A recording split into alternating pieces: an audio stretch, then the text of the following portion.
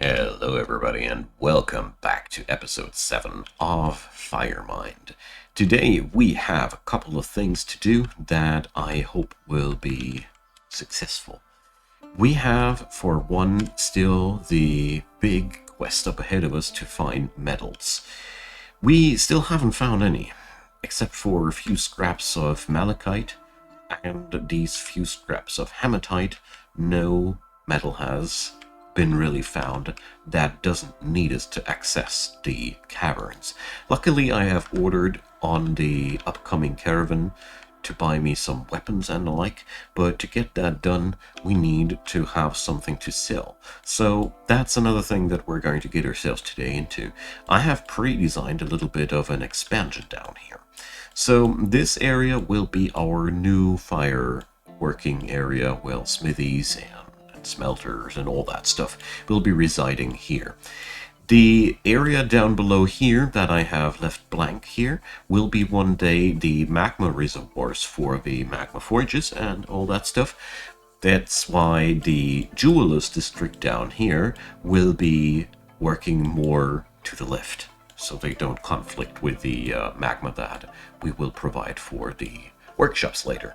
Down here we will establish today a couple of jewelers, because it is about time that we produce something of wealth if we want to trade. So let's dive into the wonderful story of Firemind and enjoy ourselves a little bit here. I have had, in the last episode, one particular dwarf creating a artifact. One particular Thaltic beached mirrors. I was watching this guy's life a little bit, and in the last episode we have discovered that he has been around here since a pretty long time. The coincidental tombs, the paddles of luck, the lance of faith, these were all previous fortresses that I've played in the previous seasons, and when I checked out between the episodes his thoughts, this guy is around freaking 30 years with me on my fortresses, and I haven't even recognized this jolly old chap. He's a very good, kind soul.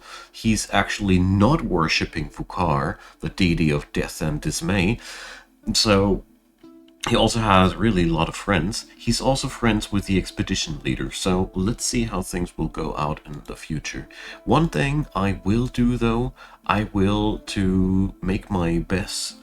my best to provide this guy an apartment that he will like, because I want to give him a proper area to live at in this fortress, because he really has had quite a history here with this whole campaign. 30 years. So we're going to play around this guy a little bit more, because I was looking for coincidental protagonists of the story, and I'd say this man qualifies big time. Now, let's get back to the actual business of wars. So the excavation of these areas has been on a lower priority than the scouting excavations here. So I've had these all done, so I assume that we're going to see the expansions of the workshops rather sooner than later. There we go. They're already all in the middle of things. So let's do this. I'm going to put up a couple of jewelers' workshops like here.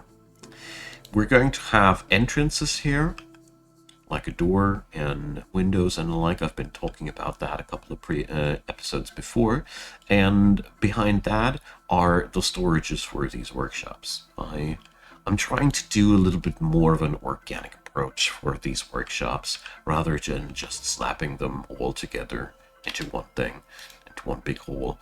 So we have a child being struck by a fey mood, one Odom Ostazar. So let's translate this fine young chap into human tongue. And saber soldiers. Okay. So he's not related to anybody that I'd be aware of, but he's worshipping the goddess of love. So this is the weird thing about the Towers of Age. They worship a god of death and suicide, but on the contrary, they also worship a goddess of love. So I think that's the way how they how they handle their polarizing aspects of their culture, I guess. So let's see. Fey mood does mean that this fine young guy will be legendary in his craft after he's done with that thing here. Let's see. I hope he's going to find everything he needs. I gotta say though, due to the fact that he has no previous skills, the chances are high that he doesn't need any specialized materials at all. And it should be a walk in the park, but, well, it should be.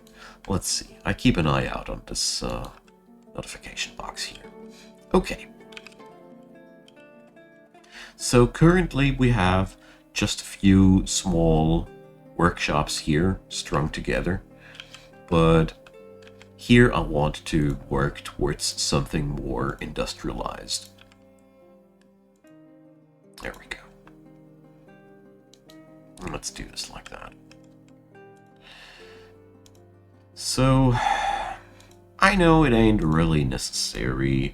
I know I'm squandering a couple of days of workforce now by issuing the order to make that smoothened out, but I don't care. This is the place where I want to store the gemstones and the jewels of this place. Therefore, this has to be a proper prepped up room here. The poor gemstones, after all. Okay, so here we're going to store all the rough stuff. And we're going to make the processed items being stored somewhere else. Okay. Kiddo is holding up things, heavy things, many heavy things. Well, as long as he's hauling, he's alive and kicking. So we don't need to worry about that too much. So next step, I want to have the wood furnace over here. We only need a wood furnace to kickstart things. We're going to work mostly here with smelters. I'm going to string up the smelters like this here on the in a very chaotic way, as these will be replaced one day with magma ones, so they really see only a temporary showtime here. So, kiddo. Alright, good thing that we check out. So, yarn cloth, that's one problem that we might not have yet, but he's also requiring bones. So, do I already have a butcher set up? This poor young chap would be forced to die if we wouldn't be intervening here. That would be a shame. So, a butcher and a tanner. The underground pastures coming together quite nicely. Sadly, it takes a tad bit longer than I thought. So, butcher and tanner? Did I really not? Yeah, here, leatherworks, but not a butcher nor a tanner. Okay, well, this should be easily fixable with just a slaughtered animal. And maybe another shearing of the yak. I don't know. Come on, guys. This is important. Tell you what, they're all busy smoothing. If you don't manage these jobs, dwarves have a very, very peculiar relationship to smoothing out floors. They just can't stop themselves from smoothing, so to say. And then all the other jobs in the world aren't as important anymore as smoothing things. It is just the way that dwarves are. Okay, I don't want to slaughter the baby animals, but let's see. We got Mongol llama, a couple of females, so we can... Yeah, we have even one more. Wait a sec, that's even better. Not too many dogs. So I really need to put me a reminder on the back of my mind that we need to put up auto butchering in this fortress. I failed to do that numerous times now in the past, and I've always been regretting that. And as a matter of fact, it ain't much of a big deal to set it up, you know. I just always forget it, and then I think there's other things more important. So let's see, we got bone, and that should move the kiddo, but it doesn't. So the yarn cloth is the problem. We're going to do this then. So as you see here, as the taskmaster of your fortress, you often have the weirdest things. So there's still llama wool here. So can I? No, I need to process that stuff first. Here, spinning thread. Guess I should finally automate that task. Obviously, it does. It does have its necessity here in the fortress. So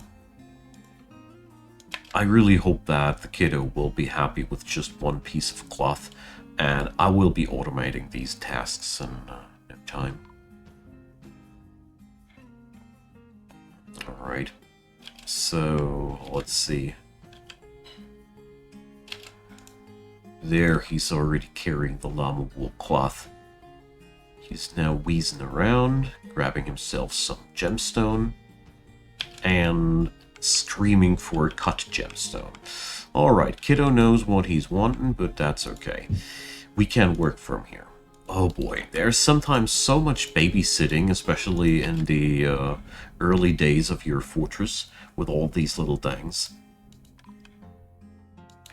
In a couple of months, we will have all these goods automated, available, and there will be no problem like this ever again. That we will have a lack of yarn cloth or something like that. This will be unheard of, but right now, this poor little young fella's life is depending on me acting here properly on his demands. As you see, there is a lot of stuff that he's requiring. But I think this might be now the last piece, so he can finally build his toy boat, or whatever it'll be. With children, it's often something related to children, but little Adam Saber Soldiers, he will live another day. And he will be living to be a legendary crafts dwarf, so I take this as a big success for our fortress. Okay, so it's time to dislodge the anvil here and set up some storage stockpiles. So one last thing I did not do yet, and that is the fuel stockpile. I'll be doing a rather small area for that. We got the coal over here. Well, that's not really a big deal. We could make it more logistically pleasing and efficient, but at the same time, I don't deem it a necessary task, as we will have magma workshops sooner or later, and I don't feel like optimizing my work around these, as bituminous coal isn't heavy at all. Compared to a regular boulder, coal and lignite are really low weight goods, so that's gonna be okay. So, a rock salt puzzle box. Okay, I'm getting Hellraiser vibes. Now, let's see, rock salt puzzle box. I do have limestone capuchons, cushion rock salt capuchons, round limestone capuchons and dog bones. Okay, and the item is an image of Erdem Tool Wildness and East scoring the brilliant star, the rock salt throne in donkey leather, so alright.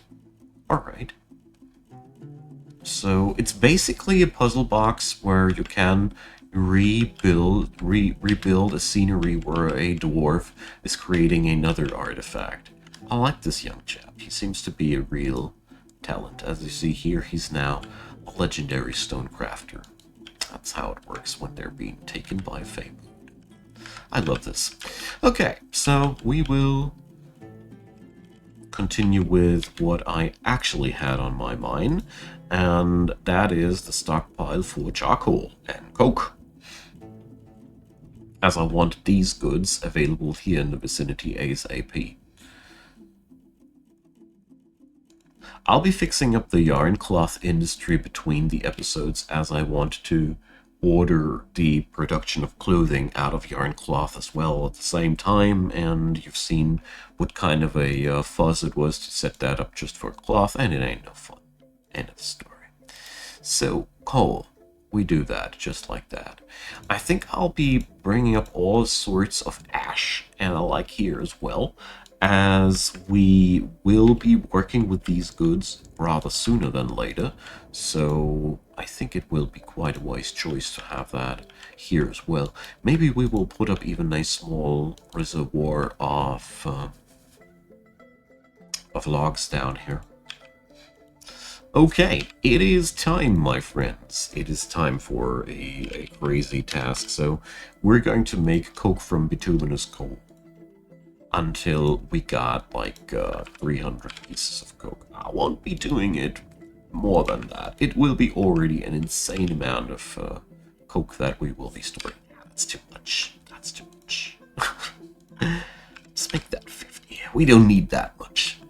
It'll be just laying around and filling up the fortress for no bigger benefit of us all. Now, next step, I want to have this stockpile here. For now, it's just a temporary solution. All the metal ores will be stored here. It's not as if I think this is a good or permanent solution, but it is a start that we can work with. And on the other side of the hallway, we're going to put the storage area for metal bars and the like for now. I think I will be reorganizing this place quite a lot once we have everything down that I want to have. But yeah, one thing at a time. I'm already very pleased that the metal industry is coming along quite nicely, even if we don't have any big amounts of metal around yet. But we'll be getting there. We'll be getting there. Okay, now then. Let's see. Heading back to the city. We got here... a missing delivery of beds. So these are the top-notch luxury apartments for now, the best that we got in town, except for this corner apartment maybe. It's not so much of a big luxury thing, but, well, these are the costly apartments. These are the cheap ones, basically. I do intend to expand the fortress further upwards, so there's plenty of levels where the 300 of us will be living in, but yeah, you get the idea. So I don't dare to start smoothing these bedrooms before I have a bit of a bigger workforce available.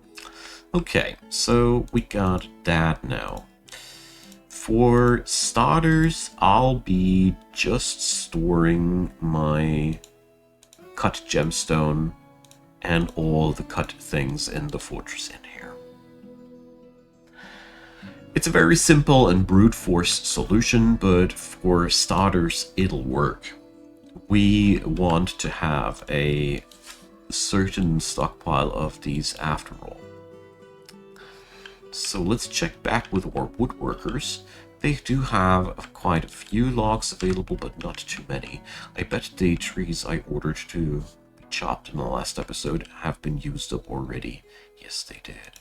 So we're going to order another 5 more trees, and this is where we can see our esteemed expedition leader in action. I hope at least she's going to pick up the task. Well, let's see. Something seems to keep her busy. Let's see. Oh, check it out. It's Daltic again. Daltic the hero. So I didn't even know that he's a woodcutter too. But he is, as a matter of fact. So I'll leave him to this task. Look at it. Wow, he took those trees down in a very, very quick manner. Faster than the expedition leader could react. So, is this the beginning of some sort of a rivalry, maybe? I don't know. I would like the idea of that. Either way, it is now about time that we do set up another temple here before we go over into the depths of this place. So let's do something like that. With temples, I need to be careful about shaping them. There has to be a dance floor in the center, otherwise it won't be recognized as a temple. And that has to be a area that has to be at least 5 on 5 squares. So when you want to decorate the interior of your temples, make sure that you have this center area free. But here we have this area down there. Gonna be good. Alright. To have these extensions here.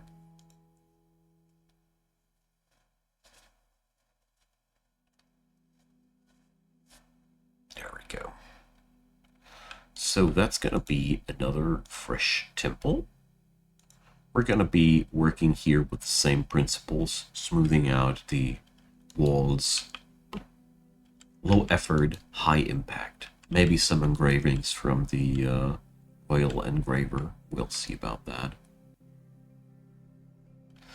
Okay, so back to the depths we go. I did want to go here a lot earlier, but, well, the development of the workshops is a very, very important task. It reminds me that I haven't done one thing here. So I want to have always at least 10 rough gems available. But apart from that, I want them all to be cut. So let's just hope that this will be a success one way or another. This is a very brute force attempt to find some iron here, but at the end of the day, I don't know how to help myself anymore. I do like this scrounging around for resources though a lot, as it makes things a lot more exciting, and it gives the whole business here a little bit more pressure and urgency. Okay, so we're going to set up a new area here. A new temple. So Stetad is the god that our friend Voltic is worshipping, but a much more important force for now, see here for Car, 10 worshippers of 25. No, we need to put up a temple for Nashas, the Embraced Glimmer. So the Temple of Pregnancy. Okay. I don't ask any questions. You guys, you do you. This culture is time and time again baffling me with their weirdnesses, and yeah, it's the Temple of Pregnancy, obviously. Who would have thought? Certainly not me. Alright, let's put some engravings into the centered column here. And let's see what we can do in the upcoming future here. So yeah, it is weird. I really thought that the muddied soil would develop the floor fungus stuff much faster, but as a matter of fact, it doesn't. It really seems to take forever for these to develop the same fungus spread as these fields. So, well, that means my whole underground pasture idea is working totally different than I thought. But it's not a big deal. We're just going to adjust and adapt. I take this as a lesson, though, that it is really not that easy to just flood an area and call it an underground pasture afterwards. Obviously, it doesn't work that easy. Doesn't matter too much, as you see there. Once we unearth the sandy area there, the moss and the fungus is immediately creeping towards these new squares. So I think we can easily assign this area now finally as the pasture, because I am really positive that there's now enough food in here for the critters to work with. That should be really enough. And when they tick me off too hard, I can't just flick the lever and flood the place. Not intended, though. Not intended. This would be a tragic accident. Of course. Nobody wants that to happen. Sincerely, I don't. These animals are really valuable for us and provide. The artifact of that little chap wouldn't have been possible without, so. There we go. Why are there lungfish everywhere? How does that lungfish even get there? What the? How? Where? There's no opening. How does this lungfish do that? There's another one. So, where do they come from? These weird creatures. Anyways, we will assign the animals, all of them that we got, now to the new pasture. And I will look into auto butchering between this and the next episode, or the episode after. Oh boy, it's really not good if I look at it like that, huh? So, a human mole-man is visiting us, and we've struck wood opal.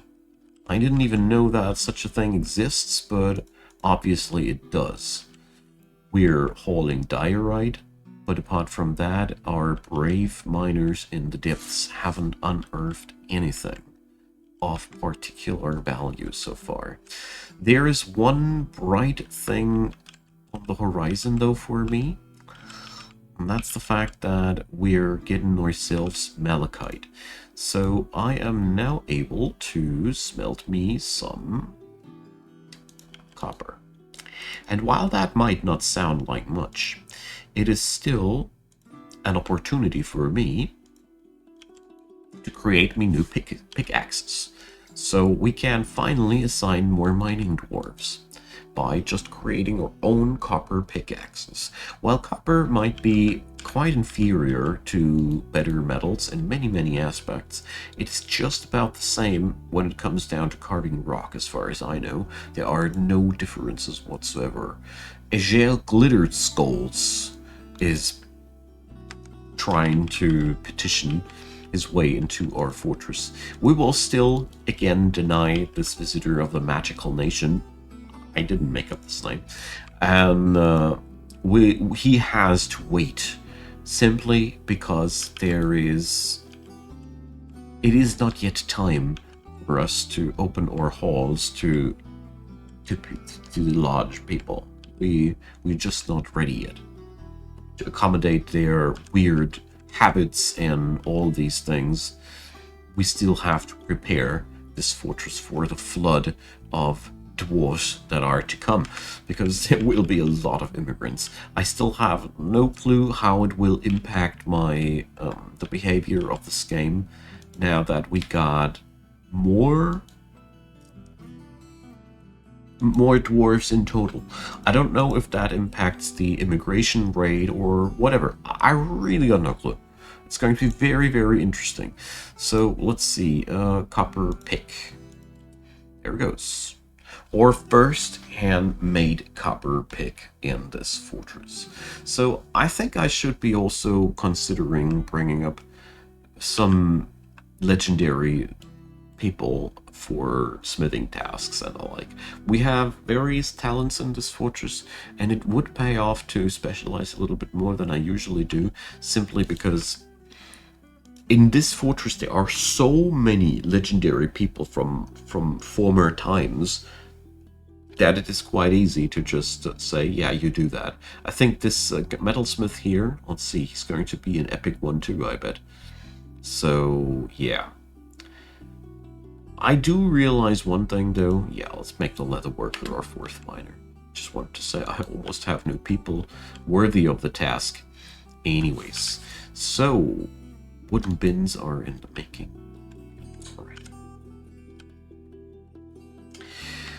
So, sadly, the expedition hasn't found any new iron whatsoever, but we have found a ways and means to employ more mining dwarves. That is really a step forward.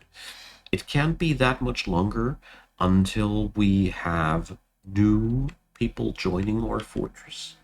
We are sitting on the 25 people now for a pretty long time already, and that's usually the point where you can expect some influx of new people. And here we see why I hate to order several layers to be mined out at once, because they happily cluster and weirdly fulfill their orders like that, because it's obviously more important to get the job done close to the stairs rather than completing it on one floor. This is inefficient in terms of movement, but whatever. I let them be as they want to be, as this fortress is thriving. So, my good friends, our expeditions into the depths were not fruitful yet, but at the same time, I must say, we did accomplish quite something here. We have completed the metalworks-ish. We've set up solid foundation, that's for sure. We are now at the point where I will smelt the hematite that I got and create new anvils out of that. So we are now at a point where we can get ourselves kick-started with all those industries, and I look forward to that. Leave me your comments down below, you fine people. I am always eager to hear back from you. Leave a thumbs up if you felt entertained, and if you want to please the algorithm as well, and consider subscribing. I'd really appreciate that. There's also down there in the description box links to Patreon, PayPal, and Buy Me a Coffee, and I'd be really happy if you'd give them a look. I deeply appreciate you guys supporting this channel. I really appreciate you as well watching this video, either you're supporting me or not, because watching these videos is the greatest thing that you can do, because they would be literally worthless without you fine folks watching them. That all being said, I hope you had a good time, and you'll be coming back for the story of Firemind, when next time, hopefully, we will be able to get something found, but we have migrants. So that's going to be at the beginning of the next episode. Thanks for being around. See you all there when we're going to crack open that loot box of new immigrants. Have a good one. Bye-bye.